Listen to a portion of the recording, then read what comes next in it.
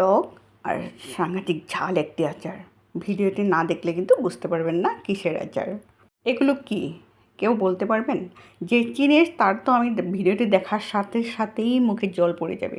এগুলো ভালো মতো ধুয়ে আমি একটা রোদ্রে জলটা শুকিয়ে নিলাম।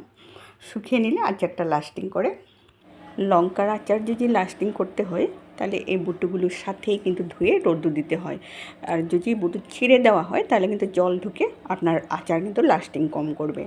লঙ্কাগুলো একেবারে মিহি করার কোনো দরকার নেই। আর এ হলো সাদা সর্ষে, কালো সর্ষে, আজওয়ান। আর এখানে হলো ফোড়নে দিব মেথি আর কালো জিরে। দেখুন একেবারে ভালো মতো আমি রেডি করে আপনাদের সামনে নিয়ে আসছি। তারপরে কড়াইতে তেল গরম করে কালো জিরে আর মেথি ফোড়ন দিয়ে দিলাম।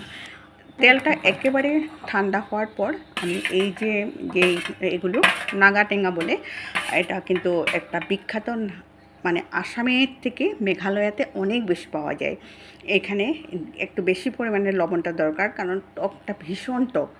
মানে কি বলবো আপনাকে, যে বলতে বলতে আমার মনে হয় জিভের জল চলে আসছে। আর এই হলো এই মশলাটা আমি দিয়ে দিলাম, আর দিয়ে দিলাম এই লঙ্কা।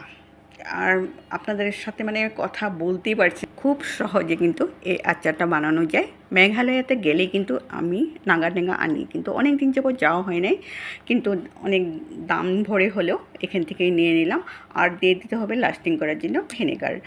আচারটা মানে অনেক বেশি টেস্টি। আপনি 7 দিন মতো ভালো মতো রোদ্রে দিয়ে তারপর আপনি ফ্রিজে রেখে 2 বছর অবধি আপনি ভালো মতো চালাতে পারবেন। এটা আপনার রুটির সাথে, ভাতের সাথে, মানে জিভের জল চলে আসছে আপনাদের সাথে কথা বলতে বলতে। এত বেশি টেস্টি, আমি আগে কিন্তু খাইনি, কিন্তু 4 বছর যাবৎ এই নাগা টেঙ্গার সাথে আমার পরিচিত। যখনই পরিচিত দেখলে কিন্তু আমি এনে আচার করে খাই।